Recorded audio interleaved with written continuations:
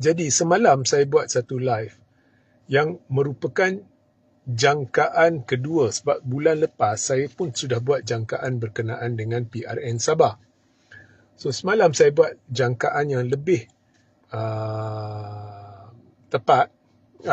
lebih fokus, di mana saya telah membuat dakwaan bahawa pada bacaan saya, jangkaan saya, PRN Sabah ni akan didominasi oleh, kalau kita lihat parti-parti utama dari sudut pungutan kerusi, saya berpendapat ianya akan didominasi oleh Barisan Nasional. Ini bukanlah sesuatu yang awak akan dengar orang berkata, Okay. Jadi saya pun telah ada komunikasi dengan seorang juga yang kira pakar dalam bidang pilihan raya dan sebagainya ini, dan dia cabar saya. Dia kata di Mahkota dan Air Kuning saya bernasib baik. I got lucky. Actually 2-3 PRK. He said I got lucky.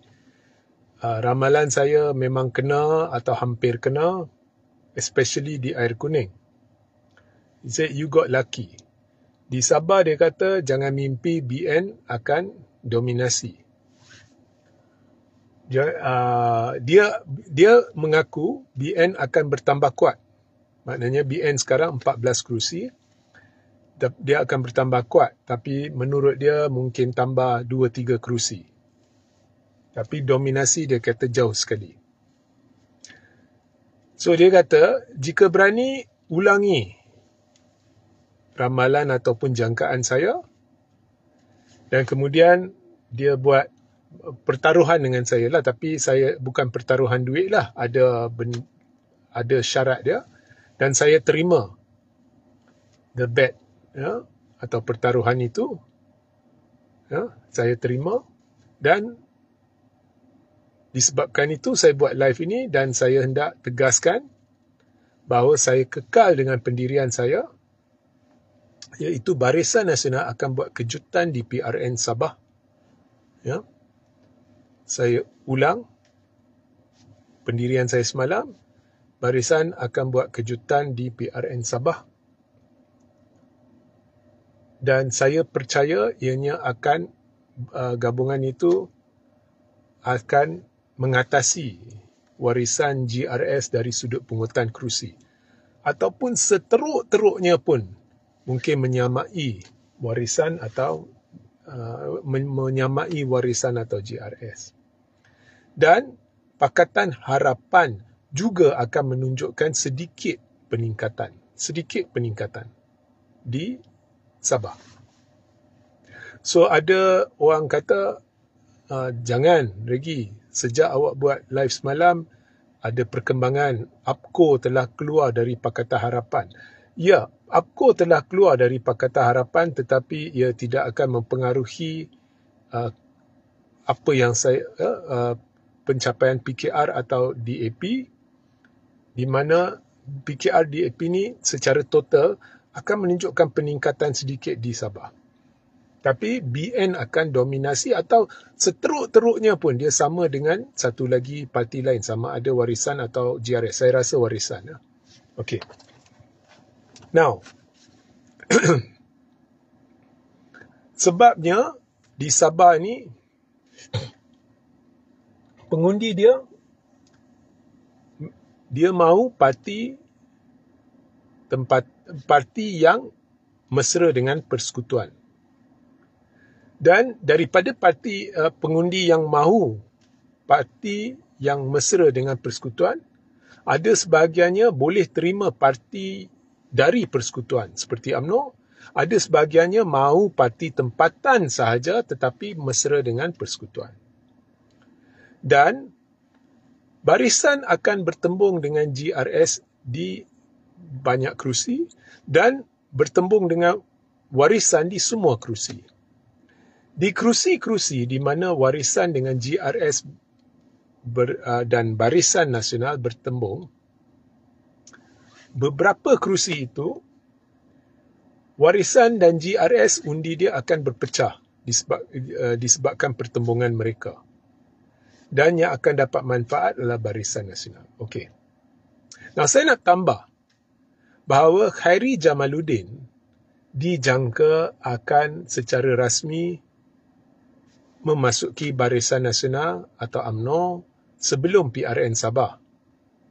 Sekiranya benda itu berlaku, KJ berpotensi, sekiranya Khairi masuk UMNO sebelum PRN Sabah dan sekiranya KJ terlibat untuk membantu dalam kempen Sabah. Ini saya tak pastilah.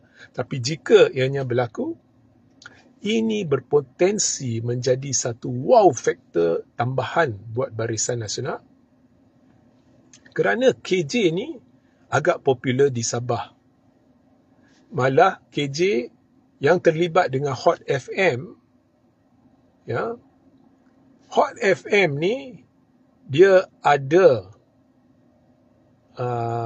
sambutan meluas di Sabah. KJ ni dia unik sikit. Bila dia keluar sekejap, dia ada peminat ramai dari tak kira aliran politik. Baik dari pembangkang maupun blok kerajaan dan juga di Sabah, Sarawak, especially Sabah. Dan lebih kepada orang muda, dan awak perlu faham bahawa pilihan raya ini bukan hanya di Sabah, di seluruh negara, malah pada PRU 16, majoriti pengundi adalah muda dan pada saya yang progresif. Okay, anyway, pengundi muda 39 tahun ke bawah. Mereka akan dominasi, mereka akan menjadi majoriti. Kalau kita ambil 45 tahun ke bawah, habis, lagi banyak. Dan KJ ni agak popular. KJ sudah dilihat sebagai orang yang mereka tidak lihat dia sebagai orang yang dengan menerusi lensa politik kepartian. Mereka melihatnya sebagai pemimpin yang diterima, yang boleh diterima semua rakyat. So sekalipun KJ dia masuk UMNO, KJ sudah menjadi jenama dengan sendirinya. Itulah yang telah dikecapi oleh KJ menerusi penglibatannya dalam Hot FM dan Keluar Sekejap dan sebagainya. Dia sudah menjadi jenama dengan sendirinya. Jadi jika KJ terlibat dengan UMNO, dia masih akan ada aura jenama KJ itu. Yang kebetulannya dengan UMNO, tapi orang akan ada keyakinan bahawa KJ ni membawa suara yang ada pendirian tegas, yang ada benda yang dia tidak boleh bertolak ansur, dia berani, dia tidak akan menjadi orang yang melutut kepada parti. Dia dah ada aura tersebut. Dia dah ada satu reputasi sebagai orang yang memiliki prinsip dan sebagainya, pendirian yang tidak bersifat propaganda, yang bersifat diolah untuk disesuaikan dengan acuan parti dan sebagainya.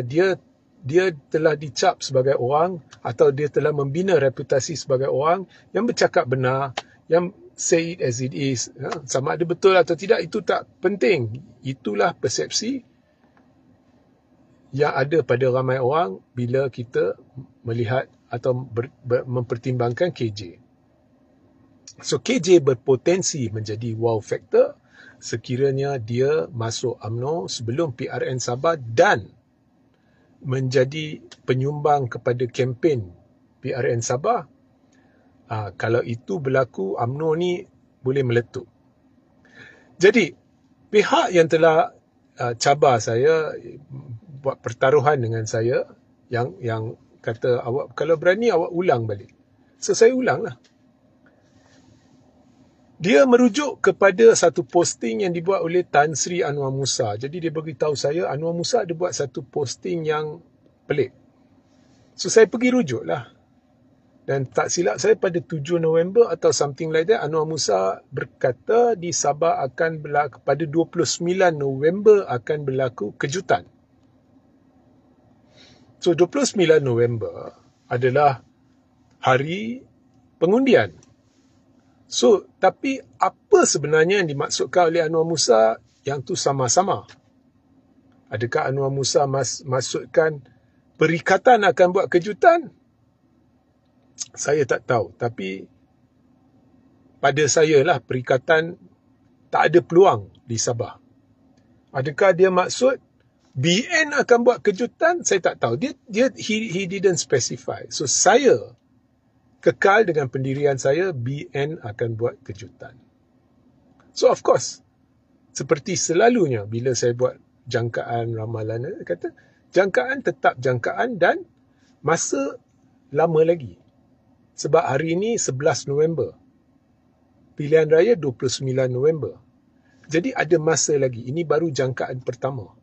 Saya selalunya membuat jangkaan pertama, jangkaan kedua, dan sehari sebelum pilihan raya saya akan buat memuktamadkan. So, banyak benda boleh berubah, mungkin jangkaan saya pun boleh berubah. Tapi buat masa ni, saya beritahu BN dijangka buat kejutan di Sabah. So, pendirian saya buat masa ni kekal.